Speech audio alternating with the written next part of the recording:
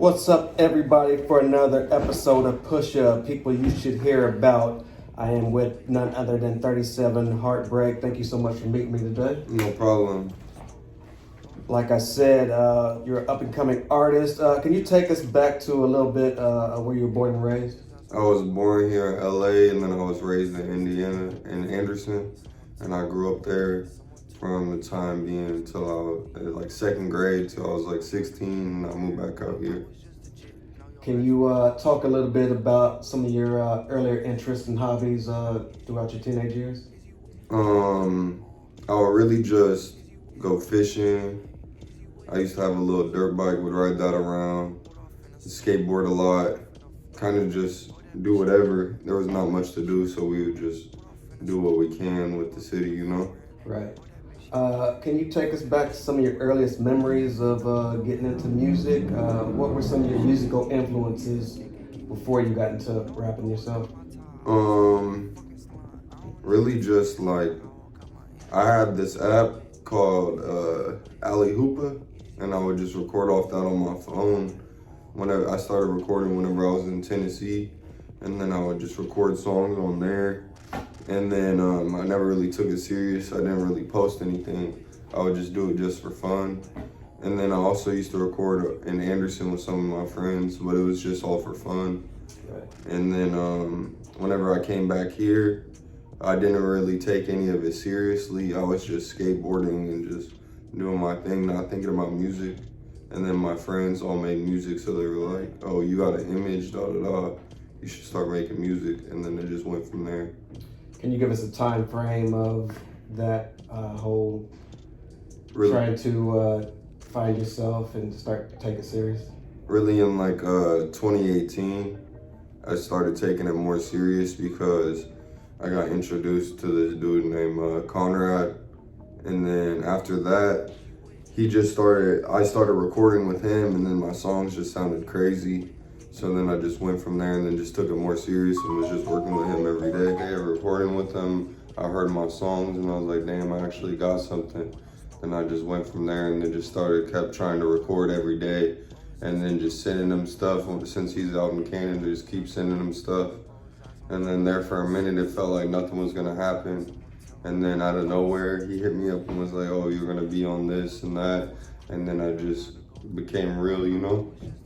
What can you say about the comparison between the Indiana music scene and transitioning out to the LA music scene? I didn't really have like any much of a transition, you know what I mean? Because I kind of just started doing it all here. So I didn't really get to see like what it was like making music out there. Because out there it was just like a joke to me. I was just doing it for fun. Right. Can you take us back to some of the dues you kind of paid earlier on to get your name out there and get your name more noticed? Wait, what do you mean? Like shows, ciphers, Like carrying shows? somebody's bags, just anything you had to do to kind of rub elbows with people in the industry. Yeah, so I was doing shows out here downtown on like 17th Street in Maine with this guy named Antonio. He was throwing shows, and then I would perform at them like every week. And then I just started having people come to them. My friend Lil Evil, he would help me like do the shows and shit. We would all get like people to like perform the whole lineup. We would set it up with Antonio. And then from there, I started meeting more people. Like I met this dude named Keys, and then he liked my music and stuff. Like he was a cool dude. So we started chilling, and then he introduced me to this dude named Danny. And then from there, Danny introduced me to Sci-Fire, and then Sci-Fire introduced me to Jedi, and then Jedi introduced me to Conrad. So like after me meeting Danny, he just like introduced me to Jedi, and then Jedi started introducing me to everybody. So then after that, it was just went up from there. Can you speak a little bit about some of the artists you've worked with out here? I haven't really worked with any artists, honestly. I got a few songs with some of my friends, but it was just nothing serious.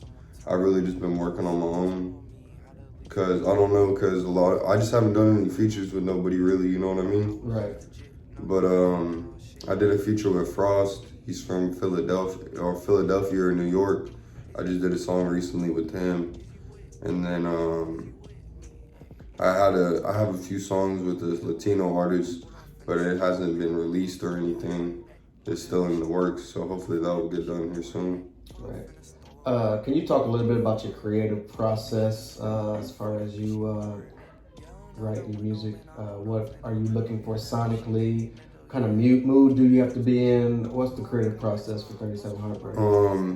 I just gotta get in here and then find a beat. I'll try not to listen to the beat too much, and then just get on the beat and just start saying stuff on it. And then I'll just say some stuff, and if it sounds good, I'll record it. Like, I'll keep recording stuff until it sounds good, and then whenever I find something that sounds good, I will dub it twice, so I'll have the left and rights. And then from there, I'll find the position that I want it in the song. And then, like, if it doesn't sound good for the hook, I'll drag it over to the verse. And then maybe something in the verse, I'll drag it over to the hook. And then I'll just keep chopping it up and moving stuff around until it sounds right. And then from there, I just bounce all my stems and just send them to Conrad. And then he even switches it around more. So it just kind of just, my vocals just get pushed around a lot. But at the end of the day, it sounds good. So that's just what works for me. Is Conrad your main producer? Yeah, he is. Like, I've worked with other producers in the past, but none of them are able to do what he does. Can you elaborate on what it is that make you guys mesh so well? Basically, he's able to take whatever I do and then just have his, like, full creative like, ability to just do whatever he wants, you know what I mean? Because I told him, like, he could just basically, like, let's say I say the cat in the hat, he'll make it to where I say hat in the cat, and then just switch around my vocals and change my flow and just do stuff to my voice that just other people aren't gonna do.